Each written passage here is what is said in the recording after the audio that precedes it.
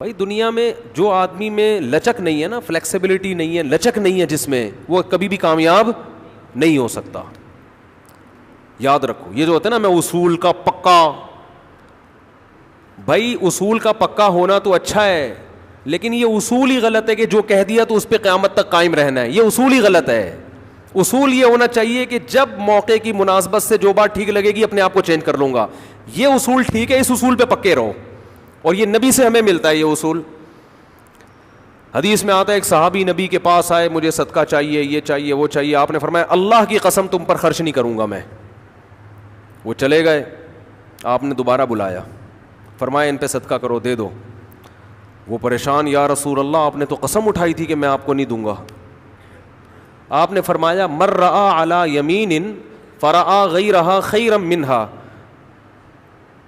فلیکفر عن یمینہ, کہ جو شخص کسی بات پہ قسم اٹھا لے, جائز بات ہو, کوئی اگر حرام پہ قسم اٹھائی وہ تو بچنا لازم ہے نا, کہ میں گناہ نہیں کروں گا, وہ تو ویسے ہی حرام ہے. جائز کام, صدقہ تو جائز ہے نا, بلکہ ثواب ہے.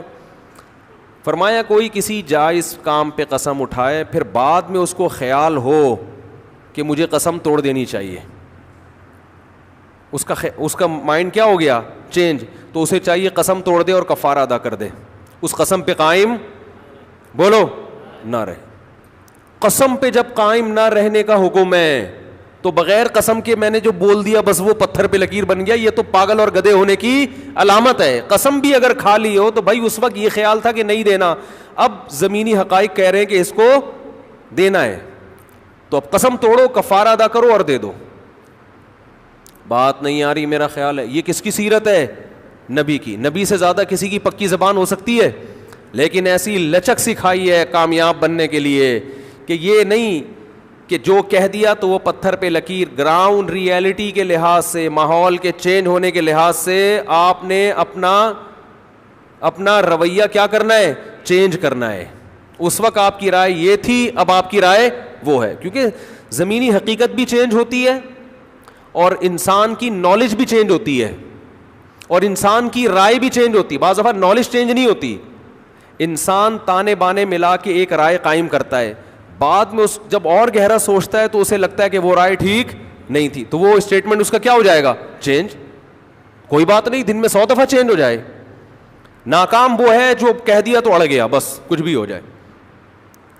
اب دیکھو ایک آدمی آپ کو مستحق نظر نہیں آ رہا تھا, آپ نے کہا اللہ کی قسم تجھے میں صدقہ نہیں دوں گا, تو فراڈی ہے. بعد میں پتہ چلا نہیں فراڈی نہیں ہے, آپ کو نہیں, میں نے تو بول دیا تھا میں نہیں دوں گا. بھائی اب فراڈی ہونے کی بیس پہ نہیں دے رہے تھے, تو اب پتہ چل گیا یہ فراڈی نہیں ہے. بعض دفعہ پہلے بھی پتا تھا فراڈی نہیں ہے, اب بھی پتہ ہے نہیں ہے, لیکن پہلے خیال تھا کہ نہیں دینا چاہیے, اب خیال ہے کہ دے دینا چاہیے, تو رائے چینج کر لو. بہت مشکل ہے.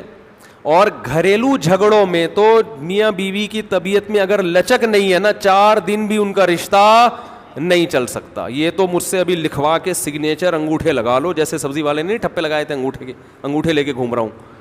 لیکن آپ انگوٹھے نہیں, آپ مجھے پکڑ لینا, میں کہاں بھاگوں گا. وہ جب بھی انگوٹھے کی بات آتی ہے مجھے وہ سبزی والا یاد آتا ہے جس کو میں نے بزنس کے لیے پیسے دیے تھے, اور اس نے ایمانداری میں اسٹیمپ پیپر پہ اپنے انگوٹھے لگا کے دیے تھے. جب وہ پیسے لے کے بھاگا تو 3 سال میں نے وہ انگوٹھے سنبھال کے رکھے. اب لوگ مجھے کہتے ہیں نا وہ فلاں آدمی کو میں اتنے کروڑ روپے دے رہا ہوں تو اتنا ایماندار ہے, میں تو اسٹیمپ پیپر پہ لکھوا رہا ہوں اور انگوٹھے بھی لگوا رہا ہوں. میں کہتا ہوں یہ انگوٹھوں کا تذکرہ میرے سامنے مت کیا کرو, انگوٹھوں سے کچھ بھی نہیں ہوتا. بندہ اگر 2 نمبر ہے, اسٹیمپ پیپر بکری کو کھلا دینا, کسی کام کا نہیں ہے یہ اسٹیمپ پیپر, عدالت سے بھی نہیں نکلوا سکتے. سمجھتے ہو, لکھوایا کرو ضرور, لیکن اس سے ہوگا کچھ بھی نہیں. عدالت انگوٹھا دیکھ کے بولے گی بس ٹھیک ہے انگوٹھا, اب انگوٹھے کو پکڑ کے جیل میں ڈال دو, بس انگوٹھے کو دیے تم نے پیسے. بندہ تو پکڑائی میں آئے گا ہی نہیں, آ بھی گیا تو کچھ بھی نہیں کر سکتے. عدالت کہے گی دیے کیوں تھے. تو پیسہ دینے سے پہلے 100 دفعہ سوچا کریں. خیر, تو کیا بات چل رہی تھی, ابے انگوٹھے کی بات کہاں سے آئی. ہاں, لچک پیدا کرنا چاہیے. میاں بیوی کا رشتہ تو ایسا ہے کہ اگر آپ کہیں نا کہ جو میں نے کہہ دیا بس وہ کیا ہے, آرڈر از آرڈر, تو بھائی اس کا مطلب آپ میدان جنگ میں کھڑے ہوئے ہیں, دشمن کی فوجیں آپ کے سامنے, اور آپ ایک فوج کی کمانڈ کر رہے ہیں کہ گولی چلانے کا آرڈر دیا تو کیا کرنا ہے. یہ گھر ہے, یہ میدان جنگ بولو نہیں ہے. یہاں آپ کا اسٹائل یہ ہونا چاہیے, آپ نے بیوی کو آرڈر دیا, گراؤنڈ ریئلٹی یہ کہہ رہی ہے کہ بھائی میرا روب اس پر بیٹھا ہوا ہے اور وہ پکوڑے بنا بنا کے خود ہی کھا رہی ہے, آپ کو ایک لقمہ بھی نہیں کھانے دے رہی, آپ غصے میں آئے, آپ نے کہا بیگم مزید پکوڑا اگر کھایا نا تو, گراؤنڈ ریئلٹی کہہ رہی ہے کہ اس دھمکی سے یہ پکوڑے کھانا چھوڑ دے گی نا.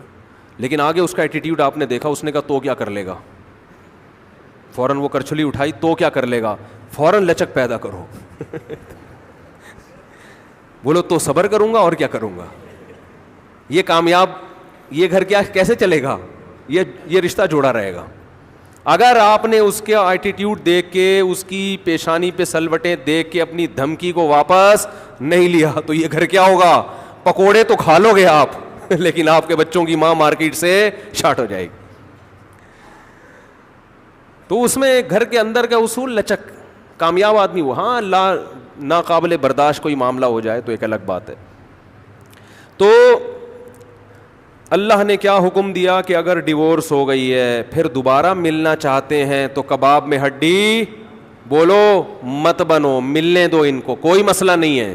ہاں یہ قرآن نے کہا ہے کہ اس شرط میں ملیں کہ ان کا اپنے بارے میں یہ خیال ہو کہ دوبارہ وہ جھگڑے نہیں کریں گے, ایسا نہ ہو ملتے پھر وہی ٹینشنیں شروع کر دیں. اب دوبارہ اپنی اصلاح کر کے آئیں کہ بھئی اب ان ماضی کے قصوں کو چھیڑنا نہیں ہے. لیکن یہ ایک یا دو طلاقوں کے بعد ہے, 3 طلاق کے بعد نہیں مل سکتے جب تک کہ کہیں اور نکاح نہ ہو جائے اس کا.